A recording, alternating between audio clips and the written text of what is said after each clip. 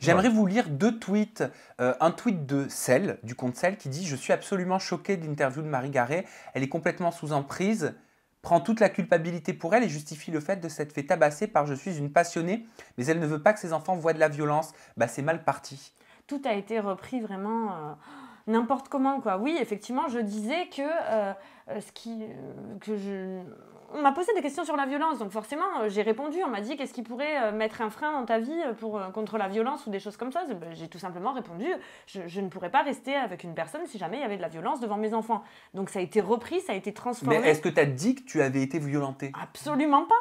Absolument Alors pas. pourquoi c'est ce que beaucoup de personnes ont compris? Tout a été repris différemment en fait, tout a été monté, tout le monde le tout prend a comme été il veut, en voilà. fait. Tout le monde le met à sa l'interprète sauce. comme il veut, voilà, c'est ça. En fait, les gens prennent des petits moments de l'interview et voilà, en font leur petite recette.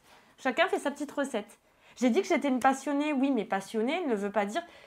Oui, passionné, c'est tout ou rien. Passionné, c'est des cris autant de joie que... Bien sûr, c'est ça la passion. C'est la passion, on sait très bien que les histoires de passion ne finissent pas forcément bien, on le sait très bien. Mais voilà, moi je suis comme ça, je suis une passionnée, ça ne veut pas dire que je me fais taper dessus. Parce que ce qui a interpellé aussi, et c'est dans un tweet de M qu'on l'a trouvé, il y a écrit « Marie Garet a besoin d'aide, se comparer à Marie Trintignant et dire « On est des passionnés pour pardonner les violences de son compagnon et dire que la passion passe au-delà des coups, plus dire « J'ai pas peur de la mort, je crois en ma relation ». C'est effrayant.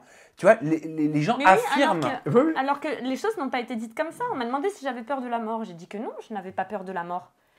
Et que je croyais en ma relation, oui, et que j'étais une passionnée, et que la passion, effectivement, je pouvais aller très loin par passion. Par passion de quelque chose, je peux aller très loin, parce que moi, en fait, la passion et l'amour, c'est ce qui me fait vivre.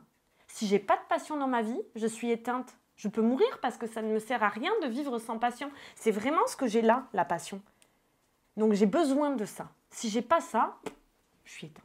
Ben, en fait, les gens se mêlent de choses qui sont fausses, déjà une, qu'ils qui extrapolent, et des choses qui sont incohérentes, quoi. Parce que quand on dit qu'elle est morte, que je l'ai fracassée ou autre, déjà j'aurais été arrêté, je pense, le jour même. Je pense que j'aurais été incarcéré. Tu avais écrit un livre il y a quelques années. J'aurais été incarcéré direct. Sur la violence. Donc déjà, il y aurait eu ça. Deuxièmement, je ne serais pas ici sur ce plateau en train de parler avec Marie.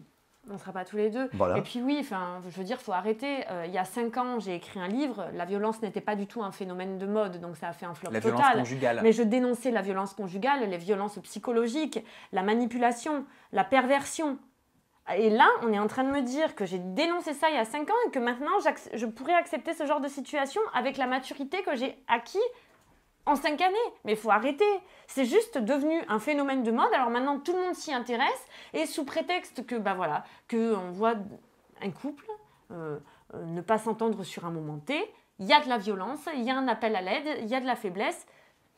Je ne me suis jamais montrée comme quelqu'un de faible. Je pense que je peux riposter. Je pense que tout le monde sait très bien que je n'accepterai pas ce genre de situation. Il y a eu des comparaisons qui ont été faites aussi à Loana. Et moi, je suis tombé sur un article qui m'a interpellé, qui date de 2011, qui avait pour titre Secret Story 5, Marie, la nouvelle Loana, point d'interrogation. Qu'est-ce que tu réponds? Avec tout le respect que j'ai pour Loana, je veux dire, il faut arrêter les comparaisons avec cette fille, parce que ce n'est pas parce que... Ou avec quiconque. Avec quiconque, voilà. Je veux dire, je suis une personne à part entière, je ne ressemble à personne d'autre, bien qu'il y a des filles que je trouve très belles et à qui j'aimerais beaucoup ressembler. Mais voilà, il faut arrêter. C'est pas parce qu'on vit des difficultés en amour et qu'on est crédule que forcément on est exactement la même personne qu'une autre. Moi j'ai un boulot, je suis chef d'entreprise depuis très très très longtemps. Je me suis relevée de situations désastreuses. Non, je ne suis pas d'accord pour qu'on me compare avec cette fille.